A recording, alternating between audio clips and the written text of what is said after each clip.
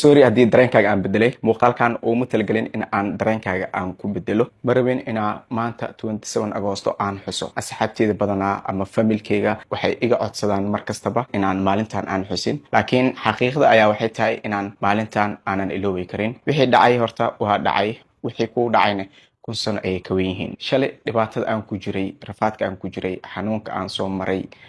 niyadjabka aan dareemay wax walbo aan soo maray alxamdulillah nolosha haddaan ku raaxaysanayaa taasina waxaa mahadeeda leh ilaah subxaanahu wa tacaala sidoo kale waxaa halkan aan aad iyo aad aan ugu mahadcelinayaa dhammaan qof walbo wax ii soo qabtay haddii aad dhulka iga soo qaaday haddii dhiiggaaga igu jiro haddii aad isoo caawisay haddii meel aanan gudbi karin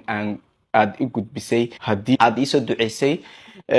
dhammaantiin waan idinkaga mahadcelinayaa ducadiina ayaan ku socdaa waxaa lama ilaawaan ah inaan halkan aan ku